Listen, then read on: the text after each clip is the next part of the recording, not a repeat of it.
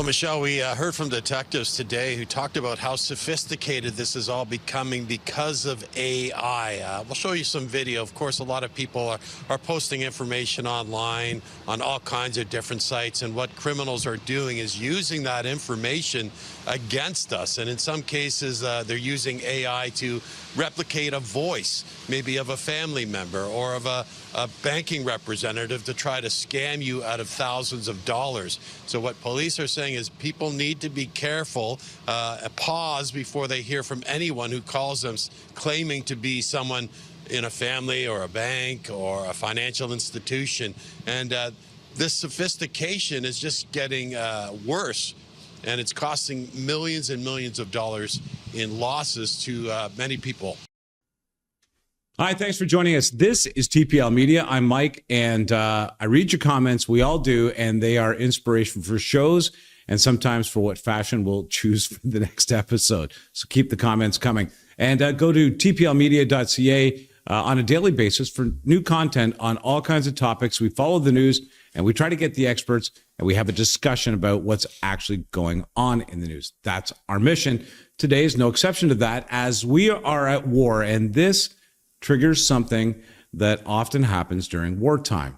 It causes pressure on economies. Economies pressure puts pressure on people's earnings, and the scammers begin to arrive. And that's what's going on right now. To talk to me more about that and to discuss some of the modern day scams going on, Jeremy Grimaldi. Hello. How are you? I'm well. How are you? This is the two bald guys with a beard. Let me ask you, do you put color in that? Is that natural? I can't seem to get it to happen. Mine's natural, but it's fading. The dark color is fading quick. Don't get too close. I think it might be contagious. I don't want you to catch it from me. Thanks for joining me about this. Really, I could give a million reasons why we're seeing more scams out there, but I think the biggest reason that we're seeing these scams more prevalent than ever is ease of scam. The technology is there to help. The technology, but also the victims are plentiful, apparently, and it's very lucrative.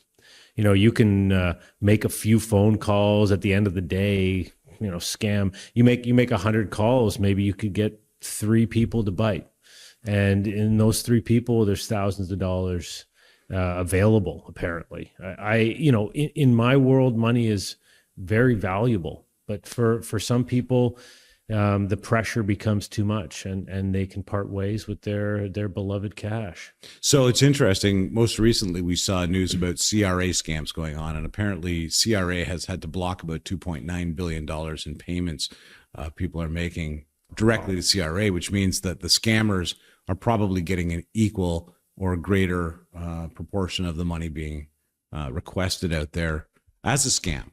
And so now the police, as we saw just before we started this, are out there telling people, you've got to be more aware. You have to double check. And he lends to that the power of AI, kind of driving the forces of evil even further into our pocketbooks. And that's interesting because it makes perfect sense. Yeah, they can clone your voice now. So, you know, if you get you take my voice, for example, now, use my voice to call my mother and father and make my voice say that, hey, I'm in jail and I need to be bailed out now. Jeremy, the rest comes easy. For the record, if you ever get a call from me and you hear me say, Jeremy, I'm in jail and I need bailed out, I want you to take it seriously. I will. Between you and I know that if I get the call about you, I'm going to have to question it. But you're right. Yeah, just taking a quick sample of somebody's voice, accessing their call and contact list, and placing calls to the mom and dad, sister, most frequent calls on your list, and harassing them for money with your voice. Mm-hmm. Well, that's a frightening era to live in. Yeah. If you have a gullible family member or a naive family member, you target everyone. Maybe you'll get lucky. It seems like that's the method, and now it's so quick. It used to be, okay, we're on the phone. I've got to get on the phone. I've got to convince this person in the phone call with my personality against their personality. Automating that probably with AI, I don't know how you even combat it. we were just talking off air, you and I, about sales. I used to be in sales, and a lot of high pressure sales involves dealing with objections. And so it's the same here. There's always going to be an objection as to why you can't send the money. If you can overcome that and get the person to keep talking, then trust is built. And the minute trust is built, you got a problem on your hands. Yeah, it's funny because AI, they're saying now, scam bots are programmed to handle the input of psychology via the statements that you're making. In other words, what you're typing in falls into psychological profiles that have responses built for those psychological profiles, which means that trust gets built faster with more people simultaneously. Yep. And then the target groups remain the same, often seniors, people that are not tech savvy, and they take advantage of that. Yeah, it's interesting just thinking about, I mean, this has touched everyone. I'm sure you know people. I know people who have fallen victim to these scams. And I feel though that someone, in some of the countries where it's happening or where it's coming from should start taking it seriously, because it affects it affects everything. So, my mom was on the phone the other day trying to sell some traveler's checks, trying to recoup money from traveler's checks from ages ago. She was sent to a call person in India, and, immediately the warnings went up, and she started saying, I can't do it because I just can't trust, that my information. Started asking for a credit card number. Right. I can't trust that my information is going to be safe over there. I think your mom made the right choice, frankly. And that's, in fact, that's what law enforcement is saying to people now. Don't give your credit card out to anybody. Period. Do it only in person. Do it through secure, verified online means. And the other one that the police are warning about is all of the tap and pay scams. That there's so much RF technology available now to retrieve information off your phone, that tap technology, which everybody seems. Do you use a wallet on your phone? Yeah. I mean, it's always enabled. Oh, yeah. If there's any way around that, making charges within proximity to people is a real problem, and it's growing. Yeah, it's one of those things that you now have to be. The more and more technologically savvy we all become, the more and more our lives are totally intertwined with this technology, the more you have to be careful, because there's going to be a time where guys from halfway around the world are going to be able to take control of your vehicle, hack into your vehicle. They're going to hack into your phone. They can mask phone numbers. They can mask voices. It's the further and further we get down this road, the more and more this is going to be a problem. AI is being taken advantage of, I think, by this element of criminal society very quickly. The voice adaptation is one thing. Another one is false job offers, requiring so much information from you to take part in this job offer that it's easy to access everything in your life and, scam you. I think that's one of the major problems that we're seeing out there online as well, is that process of drawing you in is so convincing now. Yeah. An investment offer can look so convincing, showing charts from NASDAQ about how your stock is doing is so easily emulated now, demonstrating for scammers the net result or the fantasy that they're selling is so much easier now. It's easy. And I'm as much to blame as anyone. I keep talking about seniors and elderly people, but it's not just seniors. I have a good friend who's younger than me, so he's probably 42, very intelligent, very with it. He got caught up in a stock scam and spent $5,000. And what it was doing was he spent $1,500. They got back in touch with him, trying to get him to invest in this fake stock. And because he was already in for $1, he kept re-upping just because he needed to trust these guys that they weren't going to take his money. So he got caught in this loop, and he was so embarrassed. He didn't want to tell me. He told me over some beers. And and he admitted it, and he almost broke down because, you know, his wife was like, oh, what kind of idiot are you? The negative effects of this aren't what's stolen.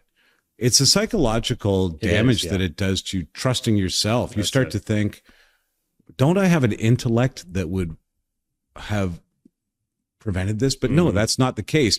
It's the technology and the practice and the means by which it's manipulation is carried out now is so different. When you start hearing, when I hear your voice in my ear saying, hey man, you know, I just wanted you to know that I got a really good tip. Bitcoin's going to go up in the next couple of days. I bought a bunch of it. All right, give me a call if you get a moment.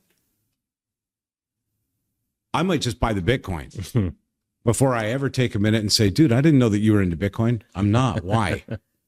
So, you know what I mean? When it comes to anything financial now, you have to be suspicious. I think what your mom did was exactly what needs to be advised to everybody. Take that moment when you're asked for the information and really think it through. Yeah. And luckily I was around at the time. So I heard her saying, oh, my credit card information. And I stepped in and we sorted it out. But, you know, and what else doesn't really get discussed is what it does to trust, which you just mentioned, to people's trust of other people, to people's trust of society, to people's trust of police, that, you know, should they be scammed, that something's going to be done. Yeah. Well, in I would guess 99% of these cases, nothing's done and nothing can be done. I think that's the problem. How do you react to something that is happening on a server in one country, executed by somebody in another country, and get the authorities in between to operate with you in tandem? I think that there's been some scam operations taken down, but those are mainly call centers. There have been some data centers taken down in parts of India and Pakistan, as I read, but not nearly what needs to be done to stop this.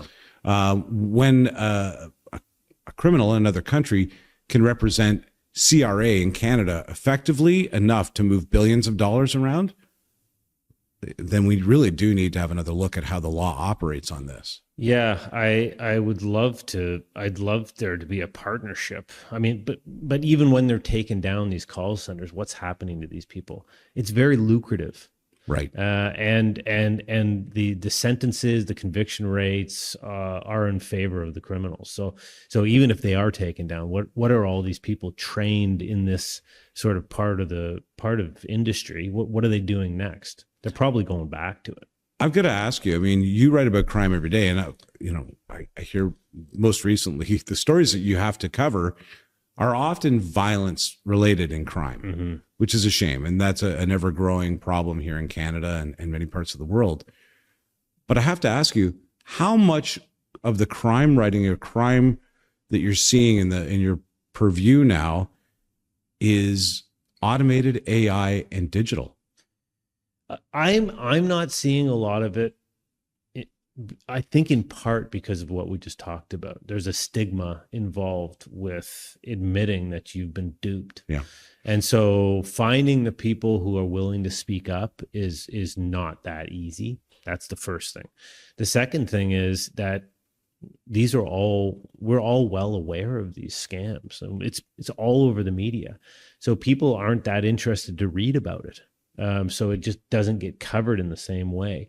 But it's a weird dichotomy that we're more aware than ever about these scams, but we're also falling victim to them more and more often. So you kind of wonder what the solution is. I don't really know. Yeah, we can put all kinds of anti-scam laws in place, but if they're still able to penetrate your email, your text messages, which is another one, the rise of online text message scams, you really must be careful out there now, because it's so easy to click and give so much access to your phone. They're unsecure. You need to know your phone. The password on your phone means nothing. The access to your phone should be assumed.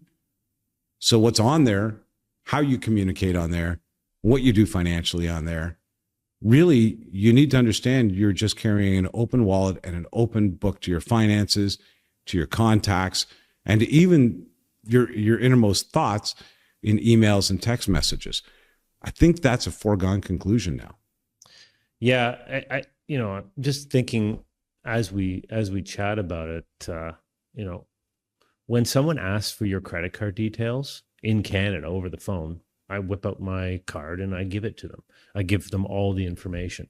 I think that needs to change. Yeah. There needs to be some secure device or setup that you can input these details so that it changes people's mindset. Don't just whip out your card. You need some sort of safeguard before you do that. Really, maybe the credit card companies need to be at the forefront of this, saying, okay, credit card issuance is done this way now. It's every transaction is a different code under your account. Yep. There is no one ongoing card. There must be some future technology that combats what AI is making so impossible to protect. Well, there already may be, and that's another part of the discussion that doesn't get talked about enough is where are banks in all this?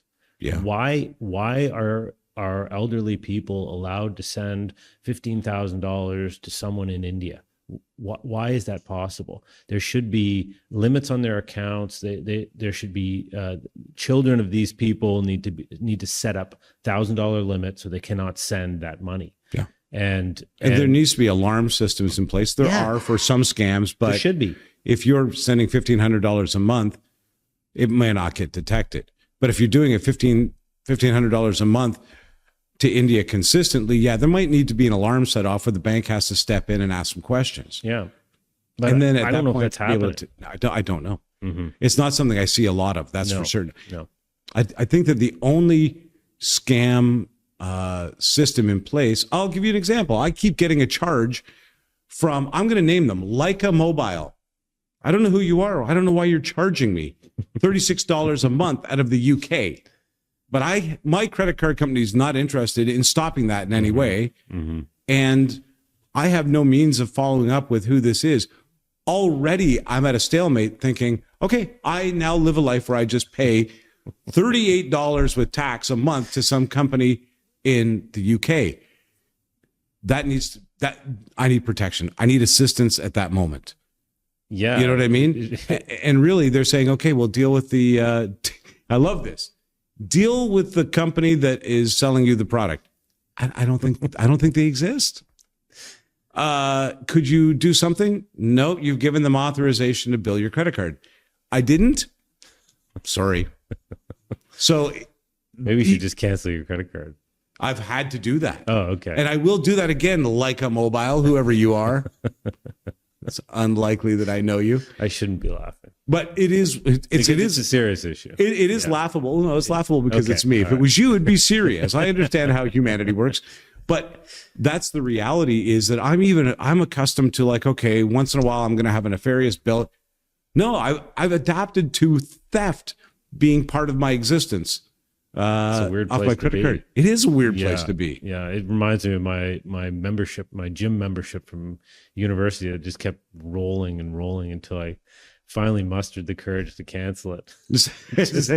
Really, guys, takes years. Yeah, this has been many years. Can you give me something back? I obviously don't need to lose the weight anymore. Can I? Yeah. Listen, before we go, let's maybe offer up a little bit of advice again. The things we're seeing, AI emulation is making the scam look more real than ever. You need to take a second look. You need to have maybe you need to consult a family member, or if need be, even your bank, to see if what you're about to do is a scam or not. If something happens to you, please report it, because yes, you got scammed. It's embarrassing, but it's not just you. It's millions and millions of people. And unless we all open our mouths and say, I got scammed too, and here's how it's happening, I don't think that much will change. Yeah. And I guess my advice, not that I'm handing out advice all the time on this issue, but my advice is always just, if possible, take a tick. Like, take a moment, hang up the phone, call back, give me 10 minutes, anything like that to sort of get your composure and start thinking about it and stop the manipulation. Even if it's a legit call or caller or call center, just take the moment and maybe you can beat the scammers. Solid advice. Coming up, one of our next discussions, I think, is how violence and extortion is on the rise across Ontario and different parts of Canada. You're seeing it on your beat, and we'll talk more about that next time. Great. I look forward to it. Thanks, Jeremy. And thank you. Don't forget, subscribe, tell a friend. Many thanks to Nick and the gang and everybody who makes this possible every day. If you subscribe, you're helping us keep the wheels on the cart in supporting the network. Thanks. We'll see you next time.